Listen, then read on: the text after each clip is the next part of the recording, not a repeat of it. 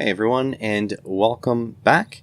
Today I want to take a look at these lithium-ion BMS boards. So these do the charge controlling, the discharge controlling, the balancing. It does all of it, and they're really cheap boards. This one says it's capable of delivering up to 60 amps. We're going to have to see. But the thing is, you got to connect quite a few things here, and so I've enlisted the help of PCBWay. I designed a board to set this on, and we'll be able to do some experiments. But before that, I would like to just go over this board, the features, and see what all the components are about. And so here's our balance board. So you've got discharge terminals here and charge terminals here. Then you've got each cell, so this is the ground, the first cell positive, second cell positive, and third cell positive. And the discharge will go across all the cells. The charge will also go across all the cells. Now this is kind of dumb logic. As long as you have enough voltage on this board, it will allow these MOSFETs to be on. So there's 10 of these. These are the D47-2A. They have a maximum current of 43 amps continuous at 100 degrees C, but they put 10 of them to share that load, and this thing is only rated for 60 amps, the whole board. So clearly that 43 amps is meant to be when it's being cooled, maximum 100 degrees. So they put a whole bunch of these in parallel to try to share the load on that. Over here, this is the BMS section of it. So basically, if the DW01 chip in here is an overcurrent, overcharge over discharge chip, I believe it's these ones here. If they sense that there is a problem overcharging, over discharging, or overcurrent, it'll turn off all these MOSFETs, so you won't get anything out of the discharge. But basically here you've got these look like 430 ohm, but they measure at 43 ohms, so I'm not quite sure what's going on there. It could be because they're in parallel with other resistors, and I can't really tell. But there's these 430 ohm resistors. Then underneath you have N-channel MOSFETs to switch on and off these resistors. So what happens is when a cell goes up, the voltage of a cell goes up too high or higher than the other cells, it'll actually turn on this little resistor and try to drop that cell voltage down to let the chance for the other ones to catch up. It's quite interesting. It's very analog. It just compares the voltage to the other cells, and it'll drop it down. It'll turn on this load, and these loads will get hot to try to balance everything out. Then you've got this chip here, which is a BB3A. It's specifically a lithium-ion balance IC, so it's doing the checking of the voltage of the single cell compared to the other ones to turn on or off this load across the cell. So this one is the one doing all the balancing and stuff. And so it's got a MOSFET there, and it's got little support components there, a little resistor, 100 ohm, and a cap, little capacitor. So these things here, all 5, 1, 2, 3, 4, 5, that's all you need for the balancing. Then after that we have a DW01, which it's a ubiquitous protection chip, overcurrent, over discharge, and overcharge protection chip. And it's got 2 MOSFETs, and I believe it is boosting the voltage up using resistor capacitor pairs. I think it's doing some charge pumping with these to get enough voltage to trigger the gates of these, because I think these need something like 10 volts on the gate, or it's just switching it directly. Hard to tell. But basically, these components here, so MOSFET, these are A1SHB, they are N-channel MOSFETs, 2 of them. The DW01, these 2 support components, passives, and this chip and this MOSFET, that's all the active circuitry for this, and it's controlling these big guys too. So really, it's super simple. All it does is it check voltages to make sure that they're all about the same, so it'll balance them out. If not, it'll draw down the higher ones with one of these resistors. Then all it does is it makes sure you don't pull too much current through the discharge, and you don't push too much current through the charge, and you don't put too much voltage, and you don't let the voltage go too low. That's it. That's all being done on a per cell basis with these DW01 chips and these BB3A chips. So it's actually just a single cell protection sort of combined 3 times to deal with our 3 cells. Let's take a look at the boards that arrived from PCBWay. So the board is actually really big. These are kind of the biggest boards I have ordered up to date. I've ordered 10 of them and they sent 11. They often do that. They send you extras. But I made these footprints for these 18650 holders. I'll put all the links in the description. But they fit so precisely. If you can tell, look through these little holes there, little slots. It fits tight, and that's great. So it puts 3 of these cells in series, and then over here it gives you a raw output. So this is the full pack positive and full pack negative. And then here you have a balance plug like they use on remote control car batteries, like this for example. So that's the same balance plug there. And I put a little caddy. So this actually plugs into nothing, but it just holds the plug in place so it's not messy. Then I've got a bunch of jumpers here. These are just pin headers and jumpers. And what this does is it connects and disconnects these batteries from this BMS. So you can use this as a raw pack with just this section here, or you can use it with the BMS totally. So these two and these solder pads go with this, and so does this balance connector. Or with all these jumpers in place, then these cells will be managed by this BMS. So you've got your charge ports here with banana jacks and solder pads. You got the discharge port here with these 2 banana jacks and solder pads. And you've got all the balancing going through, and you even have the little solder pads for balancing. And so look how pretty that is. So there's the back side of it, my logo and 18650 adventure board, because this will be part of many videos, not just this one. And because all of this will be live at whatever voltage these batteries will be at, I just designed a little case.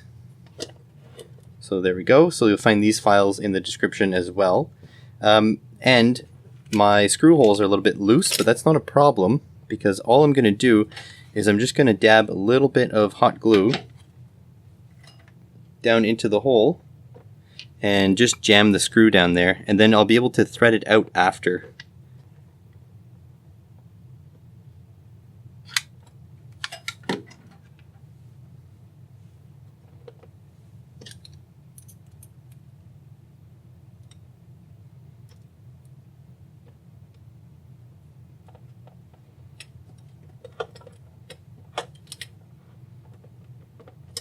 There we go.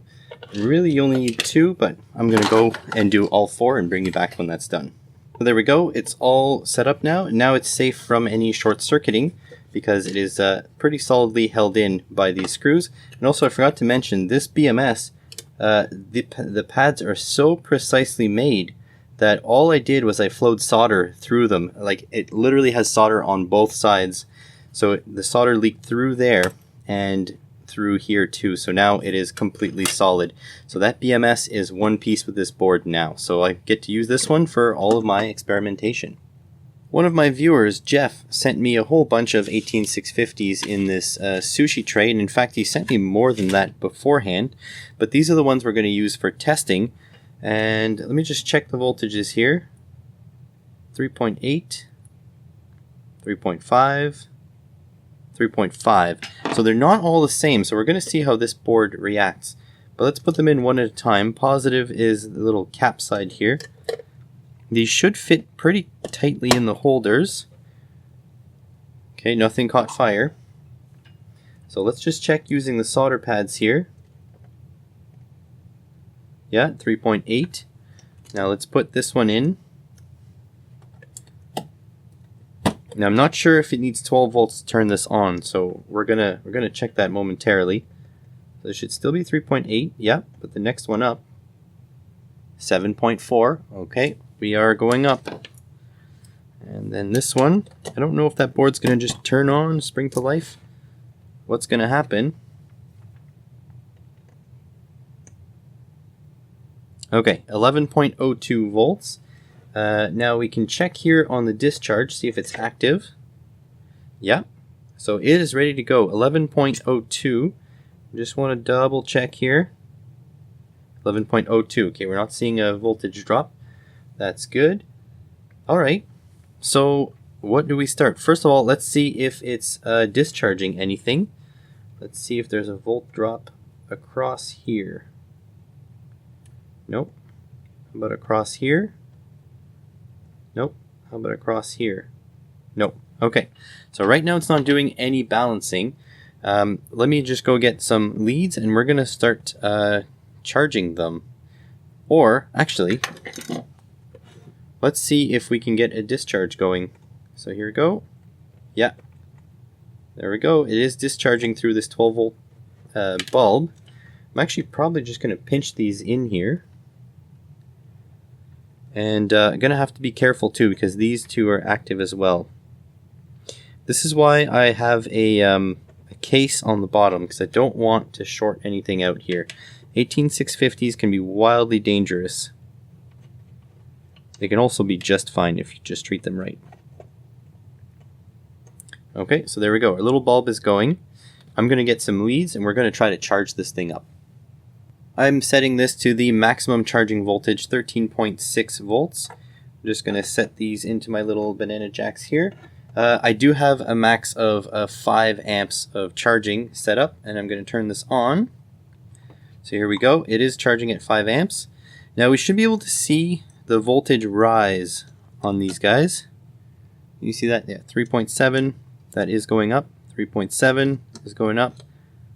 This one's climbing really quick. Alright, so cell 3 should have a voltage drop across its resistor here.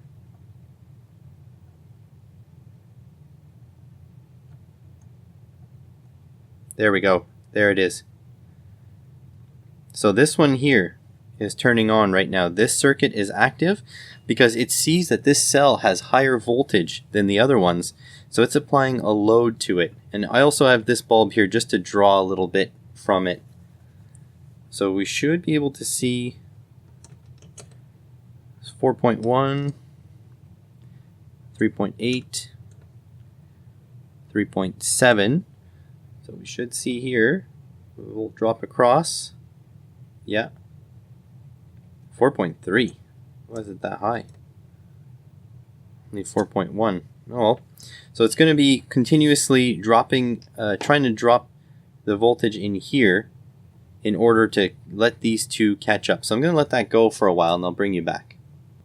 So this is weird. I looked over the website said I can go up to 13.6 volts. And here I am charging at 13.6 volts. But if I check the voltages of the batteries, 3.6, a fully charged battery would be 4.2. 3.6 and 4. Almost like 4.13. So the charging got stopped because one of the batteries is too full, I think. So if I check here, this should be the voltage drop across our first cell that was high. It doesn't seem... Yeah, it doesn't seem to be drawing any... It doesn't seem to be dropping any voltage here. So the charger, I mean, it does have access. Yeah, 13.6 volts. But the system decided not to give it any more juice. And I can still draw current from it. Oh. Yeah, I can still draw current from it. That is the weirdest thing. So somewhere in the charge circuitry, one of these MOSFETs is off. It doesn't want to charge the cells anymore, which is not great because the cells aren't full. This one might be full, but these are not full. So I'm going to have to give it a few moments to see if it recovers Otherwise, I don't really know what the deal is, because I'm not going up over 13.6 because that's what it said is the max. Strange. Okay, I turned off the charging current and turned it back on, and now it seems to be charging again. So let's check our cell voltages. Yeah, 3.7, that one's charging. 3.7, that one's charging. And 4.2, yeah, I feel like it's going to cut off the charge again, because 4.2 is a bit high. That's interesting. You know, I may have to charge these with my hobby balance charger, which is great because that's kind of what this is designed for. And then see if we can... Yeah, there it goes. It just cut off right there, because this cell is continuously going above 4.2. And I guess it's charging too fast. That's what's happening. It's charging too fast that this discharge resistor cannot cope with it. So I believe I'm going to charge these up with my hobby charger first and then go from there. Got the hobby charger all plugged in. It's a 3-cell, and this is why I like the fact that I can bypass this board if I really want to. We just go right beside it, and I can take these out or I can just leave them. But anyways, the balance connector is plugged in. 1 amp balance charge. I'm going to press and hold enter. It's checking the batteries, making sure everything's good. And then if I go over here, you'll see there, cell 1, this one here, full already. And then the other two need to go up. So what the charger is going to do is it's going to do the same thing this thing was doing. It's going to try to drop the cell, drop the high cell down and charge the rest. So we'll see if it achieves it. 1 amp might be too much, but we'll see. And this thing should be charging now. So 3.7, 3.7, and yeah, 4.16. You see it just barely hanging on there. Maybe I can try to go 2 amps. Whoops. Try to get this done as fast as possible.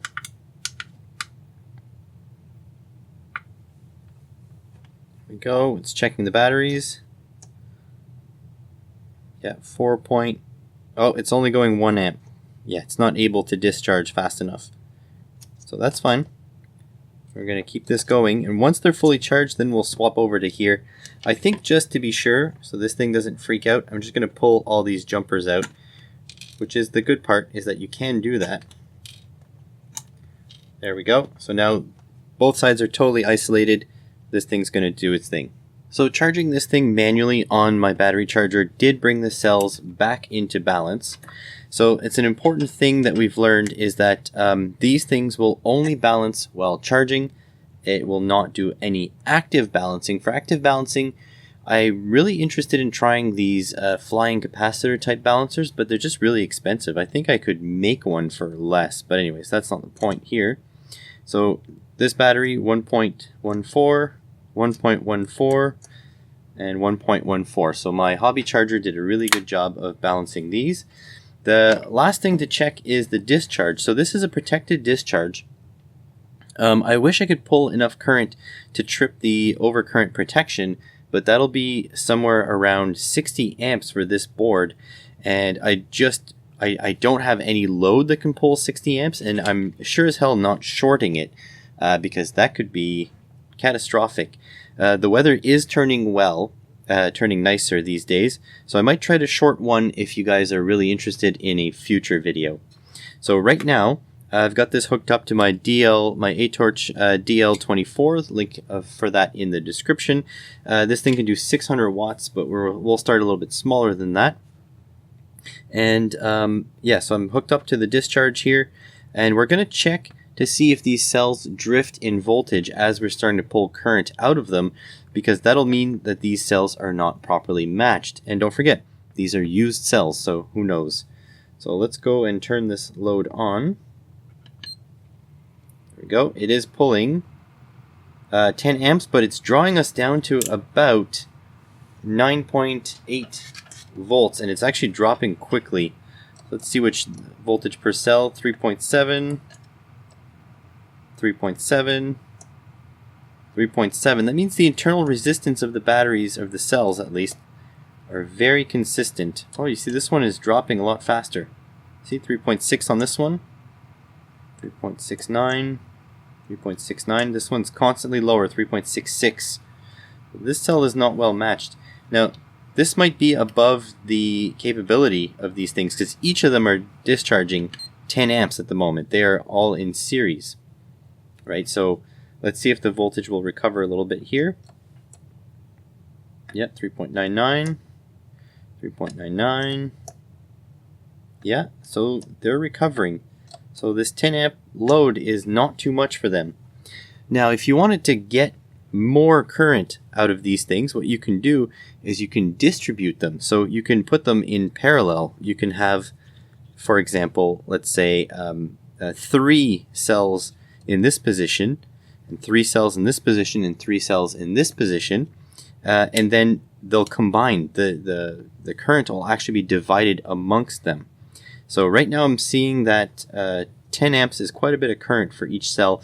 But let's these are used cells. They're here for my experimentation. So I'm actually going to increase the current here to 20 amps. And let's see how they fare. Now this board should be able to provide that, no problem. It is a 60 amp board. So here it goes. Oh, it cut off immediately. Okay, so let's turn this off and see what happened. So my cells are in good shape. But what's going on here? On the discharge pin, I've got 10 volts. I wonder if the initial jolt brought the pack voltage down too far. That's 4. Should be 12 volts, but it looks like it's less than 12. It's 10. I'm not sure if it's recovered. Let's see what happens. I'm going to stick my leads into here so we can read the voltage of the cell. Let's see what happens when we turn on the load. So right now we have 10.6 volts. It is not letting any current through. So our cell is being protected. So why does it say 60 amps? Is this a 60 amp constant or a 60 amp burst? That's actually really interesting because the cells are not cut off from the BMS. 4 volts, 8 volts, 12 volts, and if you check the full pack voltage here, all volts, but on the discharge, it's being limited. The BMS is not allowing them to be drawn down. So maybe this isn't a 60 amp board at all. Let's see if it recovers. Still voltage on the discharge. Okay. So let's change this to something smaller. Let's go 5 amps.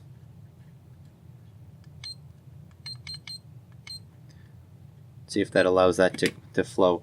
Nope, it will not let 5 amps through either. We still have 4 volts per cell. What's the... Oh. Did it just need time to recharge? Now it's on. So let's check our cell voltages. 3.8, 3.8, 3.8. That's still good. Total pack voltage here, 10.9. Still good. Alright, these things can probably draw the 5 amps no problem. I find it interesting that this thing freaked out. I feel these MOSFETs are getting a little bit warm, but not hot. It's really not bad. So that's interesting. Maybe it needed a little bit of recovery time. Let's see if we're seeing a active balancing on discharge, because we know there's one on charge. Nothing. Nothing. Nothing. Nope, not doing any active balancing, but they are pretty close to balanced. 3.8. Oops. 3.79, 3.8. So they're pretty close to balance, so maybe that's why it's not doing it. Alright, next thing to do is just keep this up and see when it actually cuts off. Okay, so it cut off. It cut off at 2.8 something. I didn't quite catch it, but I'm sure now if we just start it up again, you'll see that it will cut off again. Let me just make sure this is well positioned. There we go. Turn it back on. Nope. It has not recovered enough. So maybe you have to give it some time. These MOSFETs are barely warm. I think the board performed really well. Nothing is particularly hot or warm here, which is good. We're going to let this just a couple minutes to cool down a bit and see if this thing will reset. But if you can see, the voltages have climbed up already.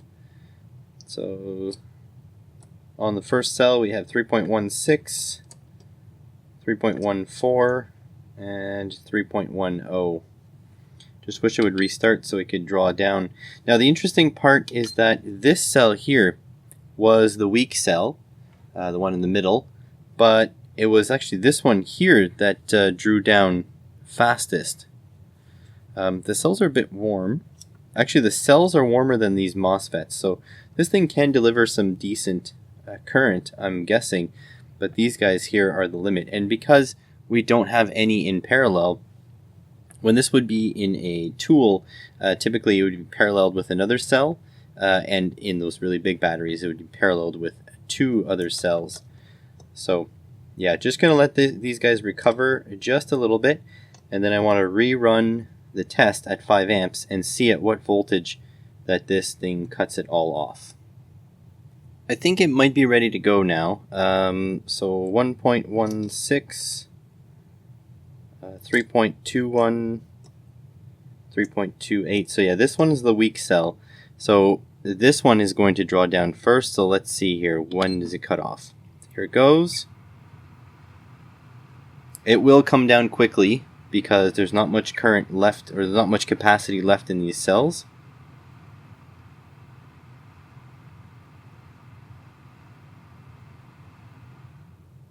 There we go. What was that, like 2.9 something? So yeah, at 2.9 something it cuts off. And now the interesting thing is that if we look at the full pack voltage, complete pack is at 9.12, and the output voltage is 7.25. So somewhere in here, these MOSFETs are on, but not on enough to allow enough current to go through. There's a large drop. So these things don't have their gates saturated. This is what I assume, at least. Let's see how much we have available in the charge terminal here. We have full pack voltage on the charge terminal. So 9.2, but here on the discharge, 7.3. So that's telling us we are not fully activated. In fact, is 7.3 just the voltage between 2 cells? No. So yeah, literally there's a drop somewhere that I think is that these MOSFETs are just slightly on. So the next thing to do is to charge these things up, and then we're going to see how imbalanced they are after a charge up session. Seems to be done charging. Let's check the imbalance here. So oh, maybe you can't see that. 4.214, 4.211, and 4.213. So very, very slightly overcharged, but that's not that bad. They can tolerate a little bit of overcharge, very, very little bit, mind you. But it seems like if you charge them at a low enough current, so this was 0.5 amp, they can pull themselves into balance. But if you charge them a little bit harder than that, it just can't do it. Also, if there's too large of an imbalance, it seems like it won't be able to handle that. So you got to be careful on that. And I think that's what's wrong with some of the tool batteries that you see. I think the BMS is on board, when they see one cell go too far out of charge. They just or out of balance. They just can't handle it because they only charge during charging. They only balance during charging, I should say. So you get a scrapped pack with one cell that's just slightly lower. So yeah, this was interesting. So these BMSs do work. You just maybe sometimes need to, take it out and do a little bit of a balance charge on it manually. But other than that, I'm ready to move on to the next level with this thing, and that is to stack more cells in parallel. But for now, if you want this adventure board, I'm sure not a lot of you will want to, but if you do want it, it's available on PCBWay's website, link in the description, and I'll link to all the parts used here, the binding posts, the cell holders, the BMS, the balance thing, everything you need to make your own one of these, and also my design for the 3D printed case underneath. Thanks for watching.